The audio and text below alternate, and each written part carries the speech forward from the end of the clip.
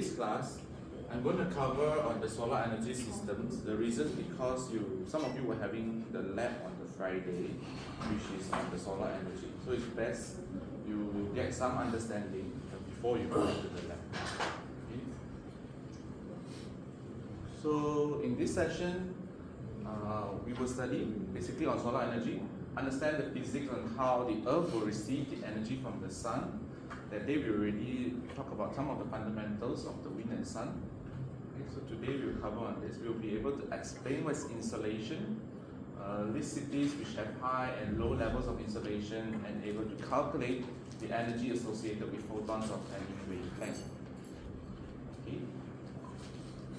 So what is it? What is solar energy? Solar energy is the energy emitted by stellar bodies such as the sun, and it will comprise of radiant light and heat. Right? So harnessing your sun energy could provide enough for actually 100 times what we actually consume. So if you can just harness the energy from the sun, you don't need anything else already. And some of these are the byproducts of the sun. So it's coal, natural gas, oil, right? We're trying to mitigate all of these. And the sun that you can see is only in this visible light spectrum. Okay, so in this range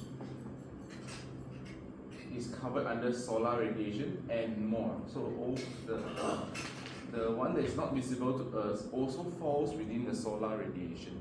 Okay. So solar energy, so since here 9% in short wavelength region of spectrum and is 40% in the visible region. So 40% of it is visible. The other lies in the infrared region, and that's the main source of the greenhouse effect. Right? So you will have to know that your photon energy is directly proportional to the frequency, where your photon energy here at 1 Hertz is equals to 6.626 times 10 to the power negative 34 joules. So later we will use this in some of our calculation. Okay. So what is it? So solar energy ranges from 2 kilowatt hours per meter square per day for north of Europe, okay, to 6.3 kilowatt hours per meter square per day for the regions near the equator. So for us in Malaysia, we are not located directly at the equator. They are slightly above it. Okay, but those at the equator, they could be having access to sunlight of 6.3 kilowatt hours per meter square per day. So these values usually are used for us to calculate the amount of solar power available in a certain area. So for example, a summer's day, sun at noon provide a square meter of land with the power input of almost 1 kilowatt. Okay? So that is at noon, because at noon you're going to get the entire one. Okay, so you think about it like this: if you have the whole day of sun, right? So your sunlight is going to be only maybe not like this.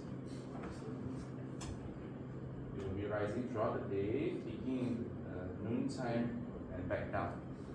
Okay. What this means, 2 kilowatt hour per meter square per day, is that the total, okay, of this entire range, you could get up to 2 kilowatt hour per meter square for the entire day. Okay. Where the peak over here may be just a proportion, because this is for 1 hour, right? This is 1 hour. Maybe this is 12 to 1 p.m. So over here, you will get the full rating. Maybe at this point, it could be at, I don't know, 500 watt hour, okay, watts. So this would be 500 watt hours for this 1 hour period. But throughout the day, as you accumulate, you are getting 2 kilowatt hours, or it could be 6.3 kilowatt hour per meter square, depending on where you are located and where the sunlight is going to shine. Okay, next. So spectral irradiance will measure the amount of solar energy reaching our planet and from the upper atmosphere down to us at the ground level. So at the top of the atmosphere, you're getting all these spectral irradiance as it passes through the sun, in the clouds and the sea. Okay, your radiation decreases towards the lower, that's the upper wavelength. Okay, as you can see, there is a large difference between the amount of radiation that is reaching us at the top of the atmosphere all the way down to the ground. So that's why for places at higher altitude, you are going to get the higher irradiation, okay, higher solar radiation. So this is how it's going to be spread. So incoming solar, let's say you have 179 picowatts. Okay, there will be some that is reflected by the atmosphere, reflected by the clouds, reflected by the Earth's surface. Okay, there will be a portion that will be absorbed by the atmosphere, absorbed by the air. So all of these resulting in a lower amount hitting the ground, and then you have 89 picowatts, okay, petawatts absorbed by the land and the oceans before being reflected by the ground. Okay, so it's radiated from Earth to space. Maybe there's a certain portion radiated to space from atmosphere, conduction and rising air. So there's a lot of energy that is not being absorbed, right? From this point all the way down to all these power losses. So as greenhouse gases such as CO2 and the methane increase in our upper atmosphere, okay, so our atmosphere now becomes more absorptive.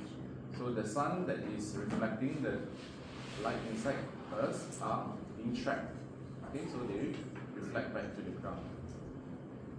So that is why we can experience the current warming experience, okay? And it will continue to warm the earth further if we don't take any actions on those greenhouse gases. So we have already observed all of this in the graphs that we have shared before. So if we continue with this rate of emissions, our earth will be warmer by 4 degrees Celsius by 2100 at least. So now it's already very hot. Our future generations will experience even hotter climate. Okay. So this NASA image highlights how much of the world is on fire right now. For every rise in the degree, fires are going to be more probable and more destructive. So in Brazil alone, over 80,000 fires have been detected, and Australia, one fire covered 400,000 hectares. Okay. So forms and use of the solar energy. So solar, we have 3 million e-joules consumed there, then followed by wind, biomass, and other forms of energy. So less than 0.02% of this energy is directly used by the humans. And in solar, we have not just the solar PV panel. When you talk about solar, you may just think about just the solar PV, photovoltaic, and there's other applications as well, such as the space heating and cooling, domestic hot water, okay, we have hot water, swimming pools, electricity is the one that you know about. You also can use for cooking and desalination. So these are the other applications of solar energy, where a typical single house can provide 30 to 50% of heating needs in many parts of the world. Okay, you just have solar heating and cooling, you could meet the heating needs already. You don't need electricity to produce that heat for you. So it could be done by solar thermal heating. Okay, what is insolation? Insolation is the measure of solar radiation energy received on any given surface area in a given time, and you express this in, like what you saw earlier, watt per meter square or kilowatt hours per meter square per day. Okay, it's either watt per meter square or kilowatt hours per meter square per day. Okay. In the case of the photovoltaic or PV, okay, when I say PV means photovoltaic.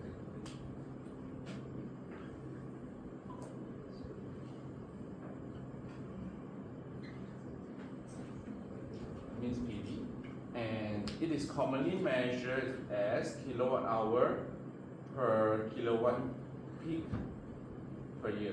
Okay, so kilowatt hour per kilowatt peak per year, and your radiation may be direct or diffuse. Direct meaning that the sun is directly hitting you, or it could be reflected by the clouds, and that will be diffused before reaching the panels. Okay? So if there is a system that requires concentration, such as the solar thermal, okay, so that will require direct radiation. Alright? Okay, so this is the projection effect.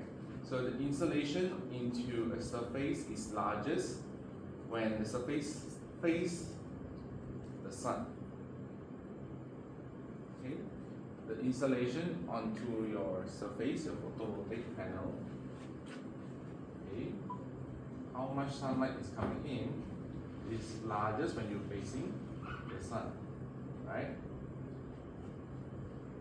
So as the angle increases between the direction normal to the surface and the direction of the rays of the sunlight, so your insolation is reduced in proportion cosine of the angle. Okay, so it may be angled to compensate for the projection, and projection angle will show seasonal variation. So just an example, if you are located in the equator line, it's best for you to just have a flat panel, because your sun is going to be in direct contact with you. Okay? So that is the largest insolation. If you are in the upper hemisphere, okay, your panel should be south facing. Okay, if you are in the upper hemisphere,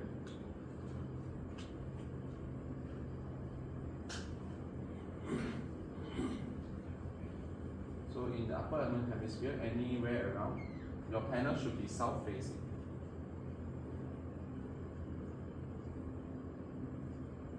If you are in the southern hemisphere, you should be north facing. Okay, the angle of which you are facing towards north, it could be 15, 30, 60, that depends on where you are located and also the season that you are in. Okay, because in different season, maybe it's slightly you need to tilt a little bit. Okay, but on a general rule of thumb, you can see that Malaysia, I believe, is somewhere above on the upper hemisphere. Okay, so it should be south facing, but not that much. Maybe in 0 to 15 degrees would be ideal. Okay, so if you are higher, then you may need a larger angle to compensate for that. Okay. So of course, if you are already working in the industry and mostly in the same rate area, you will more or less see the direction is in that manner. It's only that because the roof is already have a certain tilt, then it may be difficult to adjust your angle accordingly, right? But if you have either the flat roof factory that you can adjust the tilt of the panel, then you can decide which is appropriate. Okay, so this is the measurement of your insolation in Europe. Okay. So the red one represents the higher insolation, which is 4.5, and the yellow represents the lower insolation, 1.5, 2, and 3. Okay. So as you can see, countries in the Middle East, traditionally they are getting around 3 to 4, at least 3.5 and above to 4.5. irradiation per meter square per day. Okay, so just now we saw the range 2 to 6, right? So Middle East get about 4 to 4.5, and in Europe you're getting about 3 to 3. Okay, in the UK you're getting only like 1 or 1.5. Okay, so it's not as viable as compared to in the Middle East. And there's also the seasonal fluctuation. So that one is the average per year. If we look at the seasonal, this is only for European countries. So they are still getting 4, but only during the summer. So in Edinburgh, you get 4 in the summer, London as well. For Italy and Greece, you are getting 5 and 6 and 7. 8, 6 to 7. And when it comes to the winter, they are getting 1 or lower than 1. So 0.59, 0.32, 0.44. Okay, so they don't have much sun hours, especially in Edinburgh, because in Edinburgh their day hours are a lot smaller during the winter times. So instead of 12, day hours, they may be just getting 6. They are maybe just getting 6 day hours. You have light in the morning, 9 o'clock, and by 3 o'clock it's already dark. Okay, so it's very, very fast. So this is the average. So just now we saw UK is like 1.5, roughly around this. So next, the photovoltaic conversion. So in the EU, actually there's a large installation, but Germany has the largest installation of solar. The UK, they have as well, 13,000 gigawatt hours, and 4% of the electricity consumed in the UK was from solar, and these percentages are set to increase. So the cumulative ones are expected to reach, in 16 gigawatts, where 10 is grid connected and 6 is in the off-grid. Okay, so for photovoltaic, when the photon actually hits the PV material, which is usually silicon, okay, the energy will be given to an electron, exciting it into the conduction band. Hence, it is free to move around the semiconductor. Okay, it's free to move around the semiconductor, and the bond, which the electron is really part of, now has one less electron, so it's termed a hole, and hence it will absorb the semiconductor. This photon absorbing the semiconductor will create this mobile electron hole pairs, and this one will be moving through an external circuit, right? And that external circuit is where it's generating the current. Okay? So when the light hits, it's essentially generating the current for you, and it's directly proportional to the intensity of the incident light and the cell area. Okay. So actually you will be able to see later in your lab, when you increase the irradiation, how much the power or the voltage and the current actually changes as you adjust the intensity of the light. Okay.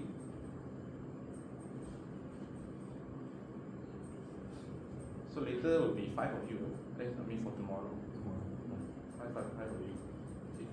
So we'll be on this part of photovoltaic. So note that only about 7% of solar energy is contained in the radiation with a wavelength greater than 1.12 micrometer, and much of it goes into heating the crystal lattice. Subsequently, for silicon, the efficiencies are only about 25%, which is the theoretical maximum. Again, similar concept to the wind turbine.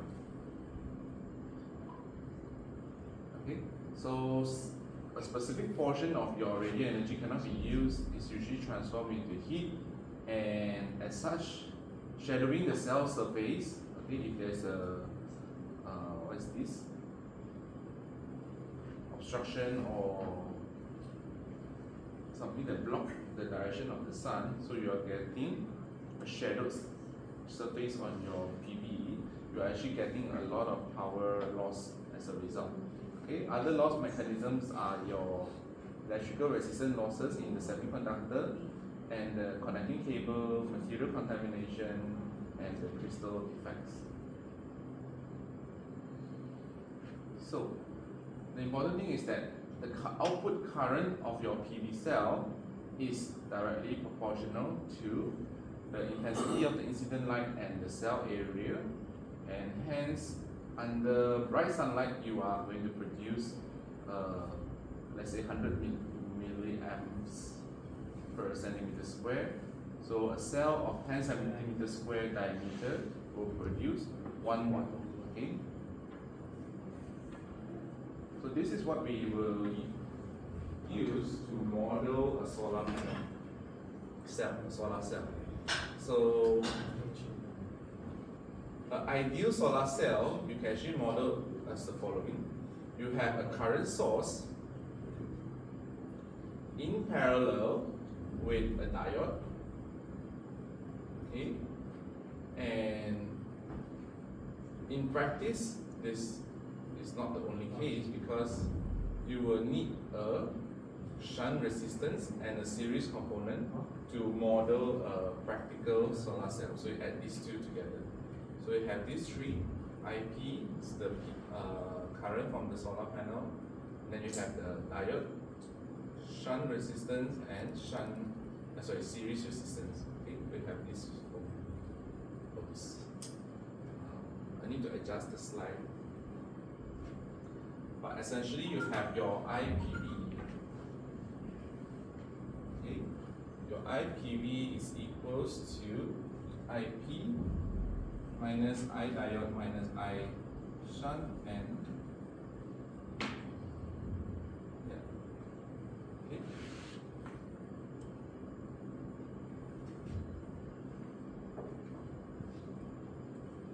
It's supposed to be here, but I don't know why they. Alright, later I have to change the slide. Okay. So this is how we model the photovoltaic. If, for example, you are going to do this in simulation, they will actually put these equations and values into the simulation itself. Okay, so that you can get a replica of the exact photovoltaic inside. But this is just for a solar cell. Okay, this is just for one solar cell. I will amend the slide to ensure that this can be read. So the usable voltage from your solar cells depend on the semiconductor material, and in silicon your voltage here is approximately 0.5 volt. Okay, so to increase the voltage you will have to connect more cells in series, and to increase the current you need to have more cells in parallel. So the terminal voltage is only weakly dependent on the light radiation, while the current intensity increases with irradiance. So this one I will show you later in the graph. So a 100 centimeter silicon cell, for example, it will reach 2 amps when it's radiated by 1000 watt per meter square. Okay, this one. So this graph you can see there are 3 lines. This is a current voltage graph, an IV curve. Okay, so it's the operating characteristics of your solar cell, IV curve. This is also one of the requirements of your lab to plot this IV curve. And you have 3 different lines. These 3 different lines represents the different radiation. So you have 200 watt per meter square, 600 watt per meter square, and 1000 watt per meter square. Okay, and let's see. 200 meter square, you are getting a current which is 0.4 amps. Okay, and the voltage is more or less in the same profile, going up at 0.5. Current at 600 watt per meter square, you are getting what, 1.3 amps. Okay, and the voltage profile is more or less the same. Whereas for 1000 watt per meter square, your current is now 2.2, okay, and going up the same. So that's where it says it's not going to affect your terminal voltage, but your current intensity will change. Okay? The current intensity will change. So the exact shape of the IV curve will depend on a few factors.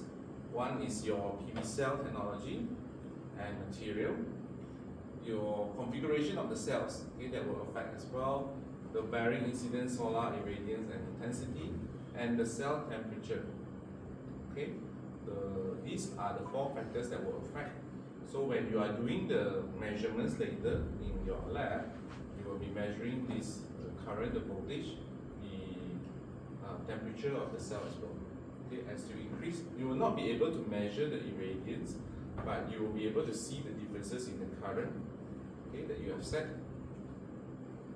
Then that will be a measurement of the irradiance. Okay, before I go to the next slide,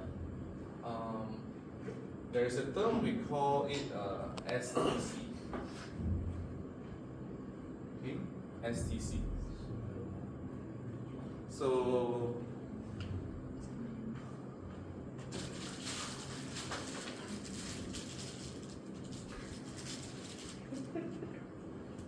there's a term we call STC, and usually for solar panels or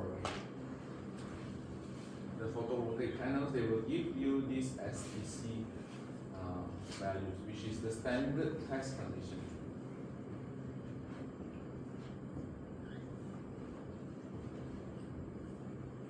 Okay, standard test condition. And what it is that it's going to apply 1000 watt irradiance and 25 degrees Celsius. Okay, standard test conditions to give you a rating of your solar panel in terms of voltage and current. Okay, which also gives you the power line, which also gives you the power output. So what is the purpose of this is that it's telling you that if your panel is being operated at 1000 watt and 25 degrees Celsius, you should be getting this voltage and this current and this output power. Okay, so that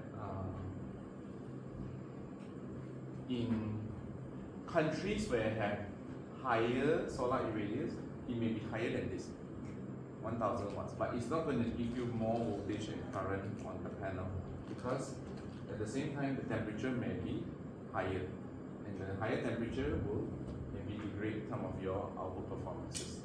Similarly, in other cases where it's a lower watts, then you also get the lower voltage and lower current. Okay, maybe voltage is the same but lower current output. All right, next is the term we call maximum power point, or MPP. Okay, MPP. So maximum power point is the operating point to which your output current and output voltage will result in the output power for the cell. Okay, so you want to determine the maximum output power. So you know what is power, right? P equals to IV. So basically from the graph earlier, this graph, you can plot the next graph, which is the PV graph. Okay? So how to do so? So if your IV graph is like this, okay, this is your I, and this is your V, okay, your voltage and current. You can also draw the PV curve on top of it. So how to get that? So over here probably is at 0, right? Voltage is 0, so you start from 0 here. V times I is gonna increase up to a point where it is probably at the maximum, and then it will come back down.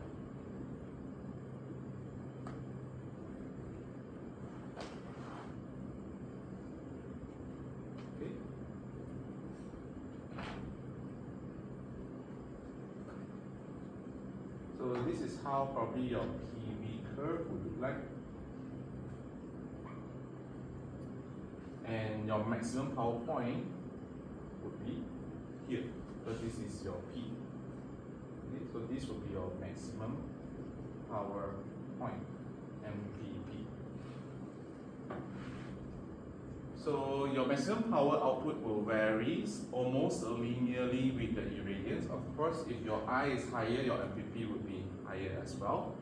And cell temperature, if your maximum output power will be decreased if the temperature is a lot higher than 25. Okay, so as temperature increases, both the voltage and current will fall, and thus your maximum power also drop. So it depends on these two, irradiance and also the temperature. So in many PV systems, the PV system will incorporate a tracking, okay, of the maximum power point, and this is called MPPT, okay, maximum power point tracking. And it's a specialized power electronic circuit that automatically varies your load as seen by the PV cell in such a way that it is always operating around the maximum power point. What this means? This means that, this is the maximum power point, right? And this is the voltage. So of course you are not going to operate at this voltage, because at this voltage your current is 0. So you're going to operate at a voltage that is ideal, okay, to get the maximum power point. And at this voltage you will know that this voltage and this current will give you the maximum power, right? So in order to do so, your power electronics may need to regulate the voltage in such a way that it will meet this value. So when it does, then you will get the maximum power point. Okay, some example. We have a few methods. You can go back and read if you want. It's not covered here, I believe. So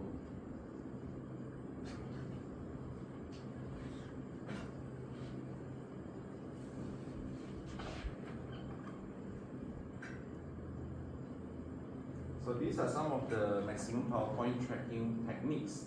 One is the incremental conductance, and one is perturb and observe. Okay, I just want to check if we have it in this slide. Okay, you can go and read about this too. Essentially, what this means is these are the tracking mechanism to determine the maximum power point. Okay, so the first one, basically what it does, let's say if you are here, okay, what do you mean you are here? Meaning you're operating at this point. You're operating at this current, at this voltage, okay? But how do I know if this is the maximum power point? How would I know? Okay, one way is, okay, I increase my voltage a little bit, change my voltage. Am I getting higher power or not? If yes, meaning that wasn't the maximum power point, there is a more higher one towards my right. Okay, so we are going to change, and we do it again until the point where it's at the top. Probably you continue.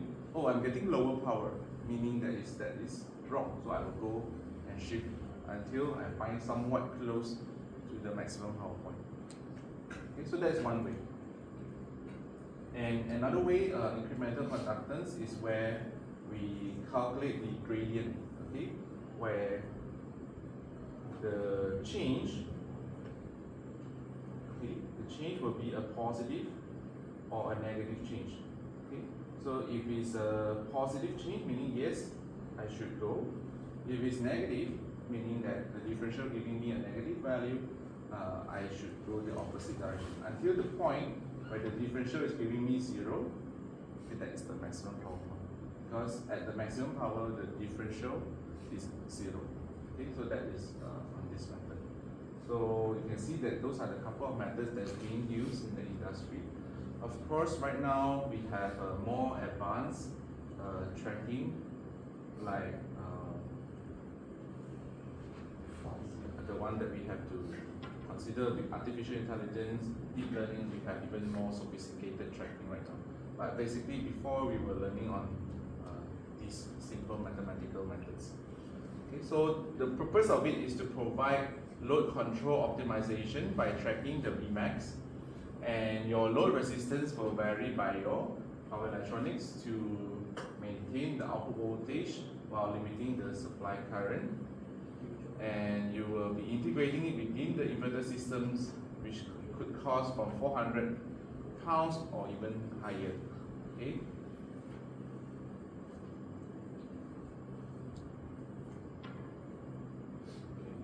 So I think time is it?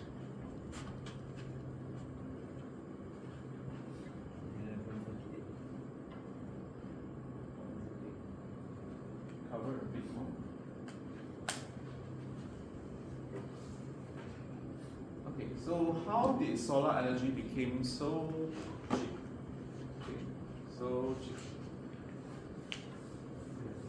So I'll explain in Malaysia ringgit terms, but essentially it's the same pattern drop.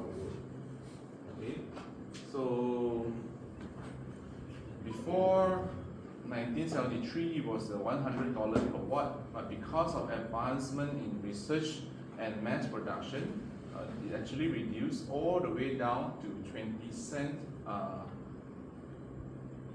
per watt in 2019. Okay, so in Malaysia terms, I do not know the price before 2000, but I can share with you in Malaysian terms what was the trend and how it got to a low price that we are experiencing today. So back then, let's say 2010, okay, solar price was, to give you a context, is roughly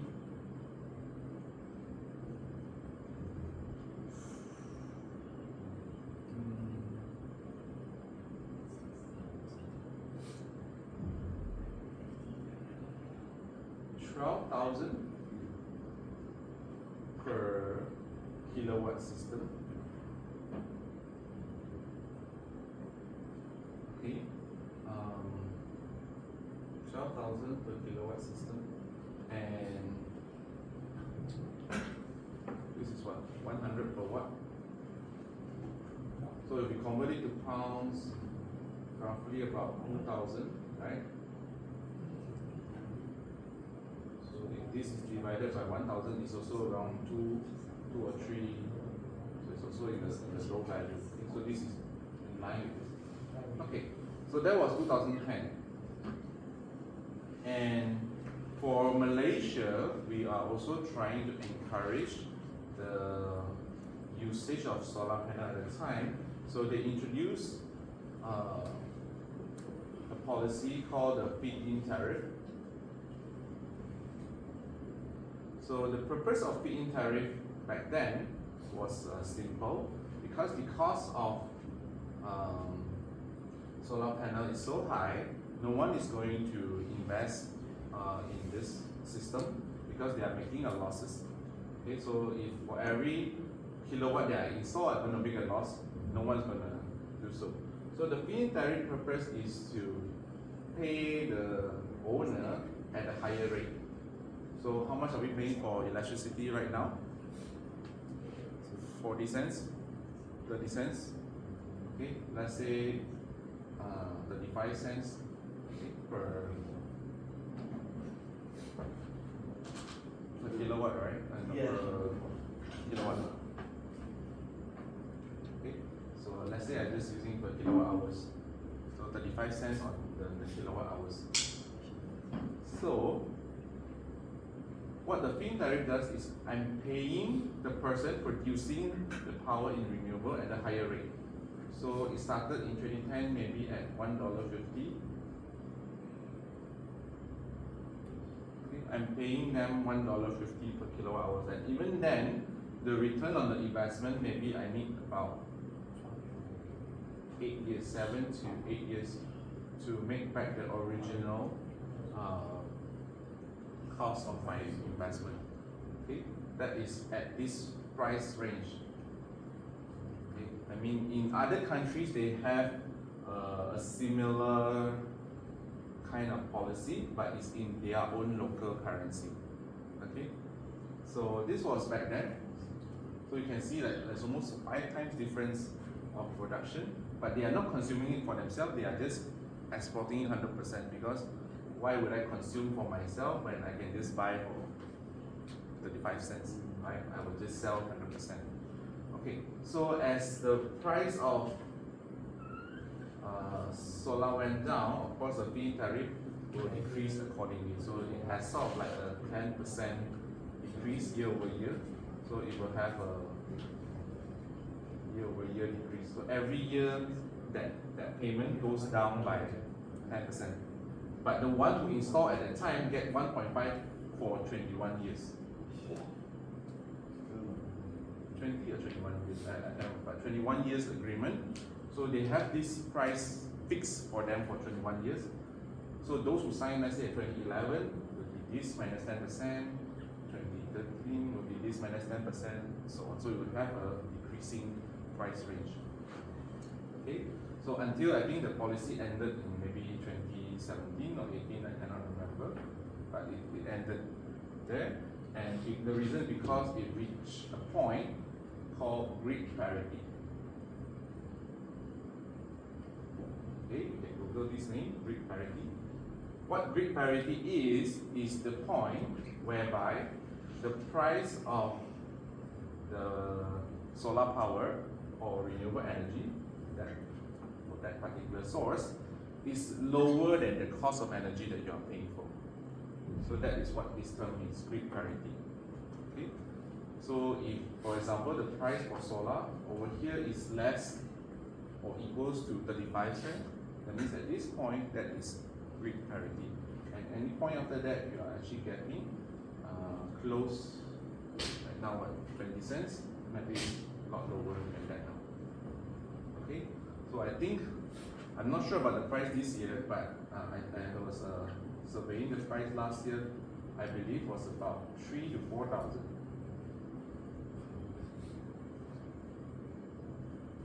per kilowatt. Okay, roughly in this range. Those that are working in the solar industry or will know the price more regularly, because the price tends to change depending on the price of the panel. Okay. All right. So that is a bit of a story. Now we go on. I'm not sure what happened to the slide. I need to check clearly. So just now we saw how to model a cell. So that model is just for one cell. Okay, one cell. So in order to form a module, you will need a number of cells in series and parallel. Okay, that will form the module. And to form the array, okay, you will need a few modules together. Okay, so that will give you the entire photovoltaic array. So the voltage at the end will be that you will need to multiply the number of cells in series, and the current you will need to multiply the number of cells in parallel. So typical module efficiencies are as follows. You have the multi-crystalline solar panel, which is about 12%, 6% for amorphous silicon-based PV cells, 20% for best commercial cells, and so on. So in my line, I have found that there's 3 main types. One is the monocrystalline solar panels. Okay, this is the material. These are the ones that are more commonly found. Polycrystalline, as well as the thin film. So the idea is that mono and polycrystalline are the more higher efficiency wise, like you see, typical module efficiencies, you have that 12 or even higher now. You will see like suppliers telling you that it's about 18 to 22% efficient. It could reach that state, but given our high temperature here in Malaysia, usually we are getting lower than that efficiency. Okay, supplier will claim higher. Thin film wise is lower, so here it's written 6%, but it could be higher now. I think it's around 10 to 12% of efficiency. But because it is more resistance to the high temperature, it could be better off in some cases. Okay? So usually they compare between these three, but right now there's also the bifacial panels, and that could be the same, but it's just printed on both sides. So it's more expensive per panel, but you're getting more output as well. Okay? So it's a typical business consideration. So efficiency wise, for the sunny day, you are getting the 1000 watt per meter square at 20% efficiency. Okay, you're getting 200 watt per meter square electricity. In this case, you have daylight and weather in the northern latitudes. You have 100 watt per meter square in the winter and 250 watt per meter square in the summer. Or just 20 to 50 watt per meter square from the solar cells. Okay. So like I said, the future we have the bifacial, we also have the BIPV, building integrated photovoltaic, where they use the solar photovoltaic cells as a material to build parts of the building, right? So I think we just finish it, yeah. So over here we have the solar energy captured by the PV cells, and the next is that it will be transferred into an inverter. The purpose of the inverter is to convert DC to AC, the useful electricity for us, and in some cases they will connect directly to the household for internal consumption, and the excess will be sold to the grid. So this is just one way of a solar PV connection. So it depends whether what you have. So this is an example of an inverter. This is the smaller scale. There are larger ones out there. This is required for AC grid integration. Okay. And you could access things like AC meter to monitor the power produced from the solar, and as well as the power consumed from your household. Sometimes this can be connected to an app and you can monitor it from your phone. Okay, you will measure the electricity both supplied and taken from the grid. So other than that, you could have a battery. So battery purpose is that if, for example, you are using for your own consumption, and during times of excess energy, especially during the daytime, you can actually store those power and use it for the time where it's low solar, so nighttime or emergency cases. This is more common in remote areas or off-grid connection. Yeah? So you will need a charge controller to prevent your battery from being overcharged. So it means that if the battery is fully charged, the charge controller will stop the excess power to charge the battery. So these are just a sample, a couple of connections for your understanding. It has been asked before in final assemblies. This kind of questions. Before. So where they come on? I don't know. It is recorded, so I don't know. Okay. What the question have asked before is that possibly design a block diagram or draw a block diagram for a standalone connection in PV or grid-connected connection in PV, and you have to use the necessary tools for those connections. Okay. So in this case, this is a standalone connection options only. This graph here is for standalone. So it can be just the PV to the DC load. If your load are in DC, it could be if you have both DC and the AC load, then you will need the PV and the batteries. and an inverter. Okay. Why don't you need a charge controller for that one? Actually, the charge controller is probably above, okay, but you can put it here as well because the charge controller essentially will compare the load and the source. So, if for example, here the PV is greater than the source, it will charge the battery. It will charge the battery. Okay? So if it's not, then it's probably just directly connected to the load. So it could also have an inverter, post battery, and that will convert it for the AC load. Okay, it's not essentially this, but the idea is that you know how to draw a block diagram and the connection. So for example, you have your PV array, and this having the DC and the AC. In between DC and AC must have an inverter. Okay, so in between the DC and AC, it must have an inverter. So now your PV is also connected to the battery.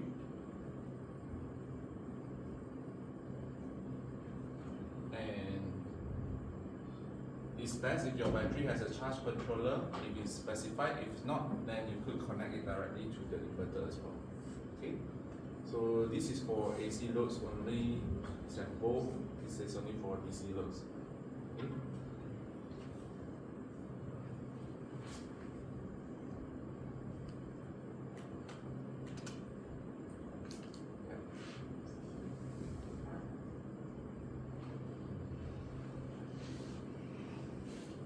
Okay, any questions? Don't worry, we will try some of the past year questions together, and it won't be tough on you if you know exactly what are all these terms, right? It's much more simpler than even your first, second year, third year courses.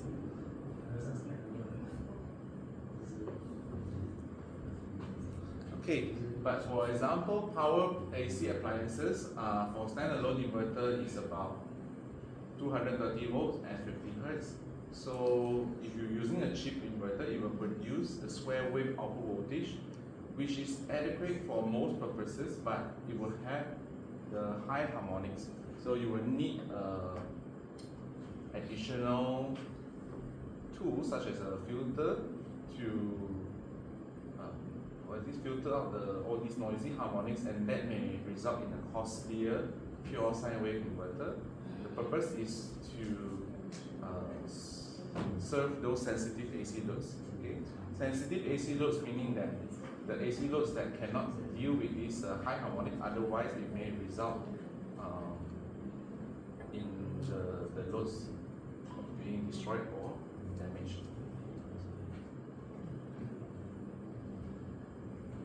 So similarly, all these PV panels are used to capture the DC power, channel all into the inverter to produce the AC, and the AC to be connected to the grid.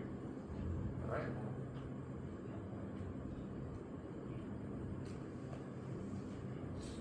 So the purpose of battery is just to store the excess energy, and other reasons of batteries is that it can help this. Earlier we were calculating the maximum power point. It can help to adjust the operating voltage. Okay, by adjusting the operating voltage, you can get the maximum power point, and that would increase the power output of your solar PV to supply the necessary power. Okay, it is not required for grid connected, but you can put it together to store it for standby power. Okay. Nevertheless, your power electronics is required to manage the battery charge and output if you have a battery. So solar cell production volume, you can see that China has been one of the largest ones, the blue one, and this is the total output. I believe Malaysia is the 4th largest solar panel manufacturer in the world. Okay. So China and Taiwan are the 2 biggest, followed by one more. So even in the space, there is an application for PV. Other than that, you also can see large PV installation, such as PV power plants. In Malaysia, we have a couple of large-scale solar farms, large-scale solar, and these power plants are getting more economically attractive to regions of the world with high annual solar. Okay, so such as North Africa, Southern California, Malaysia, Vietnam, and so on. So this is different. This one is different. This one is a solar thermal plant. And later we'll go into another slide on this, but what this is that you have a concentrator here, and all of these are mirrors. It will reflect the sun towards this point. This will capture all the sun and heat up the water to generate steam to turn the turbine. Okay, so you have this kind of design as well. Other than that, we have the PV system such as the rack solar array, flat solar array, building integrated PV system where these are actually replaced by solar cells, but it's still transparent enough to act similar to a glass. Okay, but it has the solar PV cells within it and it could generate enough power for the building. Okay, it's not enough for the grid and all that, but it should be enough for self-consumption. Okay. So in the past, we actually have used solar energy in a different form, which is the passive solar energy. Okay, so we do not have technologies such as photovoltaic back then, but they have been using the thermal heating, where thermal mass materials will store the solar energy during the day and release this energy during cooler periods. Okay, so this thermal mass material includes stone, cement, and water, and when properly incorporated, they can actually maintain comfortable temperatures while reducing energy consumption. Actually, this is more fascinating because in the past, there are cities in China where if you have a chance to go, they are just using the same material for their house. They do not have aircon, they do not have a heater. But because of their material that they use and the design, they act as a way to store the heat in the building during the winter time and to prevent the external heat to come in during the summertime. Okay, so they do not need aircon and heater, which for me they can do so. Why not we do it around the world? Yeah. So in this case, we have the Trombe wall, which is a passive heating, solar heating and ventilation system, and this one consists of an air channel between the window, okay, and the sun-facing thermal mass. So basically, you are gathering this heat from the window, and then you store the heat in your thermal mass, and that heat is then circulated through the vents, through the top and bottom of the wall. Okay, and during the heating cycle, this wall also will radiate the stored heat. Alright, so this is one of the ways. We also have solar chimney. This is a passive solar ventilation system. It will compose of the hollow thermal mass, and as your chimney warms, and then this air inside will heat, causing an updraft that pulls the air from the building. So you're actually getting some airflow within the building as a result. Okay, these systems have been used since the Roman times and remain common even in Middle East. Madam Laura, can you share? Yeah, it looks familiar. Yeah. So we also have the solar thermal hot water system. Okay, so heat is transferred to a working fluid.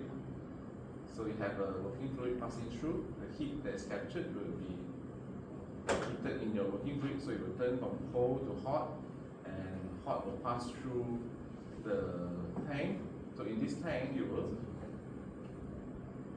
heat will transfer from the hot fluid into the boiler fluid, and that will store within the hot water tank.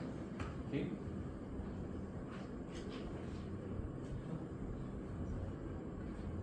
So just now that you saw is the solar concentrated power generation system. You also have these types where all of these are the solar concentrator, and it will perform the same function. It will gather the heat, and the heat will be used to heat up the water to produce steam, and the steam will be used to turn the turbine. Okay, so it will generate power in the traditional means. Is this more efficient than normal PV? Not really, but it's a different way to produce.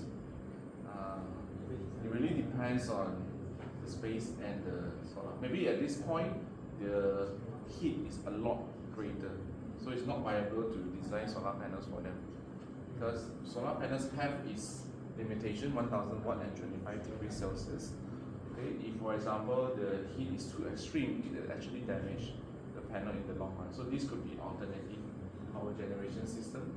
So I believe if you can try to observe in the Middle East, they don't just necessarily install solar panels. They have all these alternative ways as well.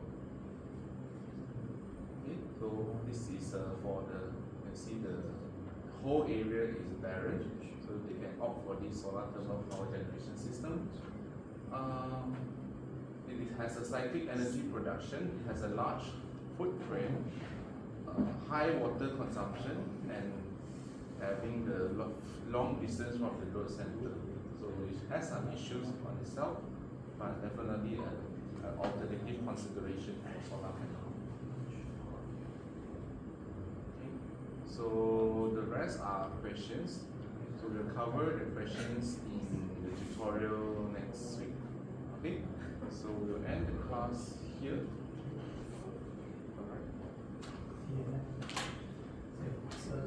Any questions? The curve, right? The Yeah. IP curve. Yes. Why the current go to zero when the voltage is 0.5? Why the current goes to zero?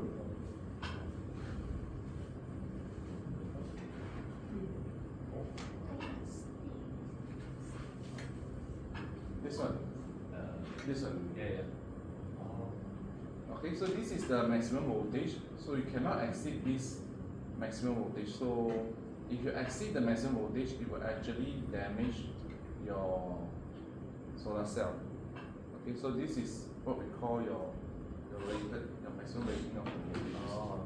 So as it goes to there, it will actually give you zero output. So normally you operate somewhere in this range.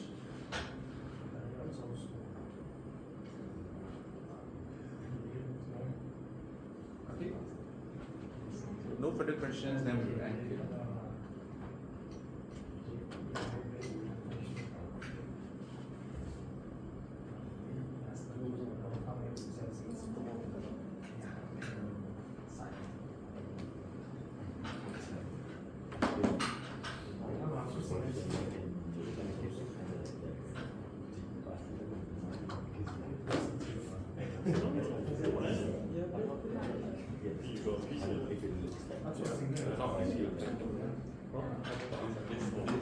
This is me.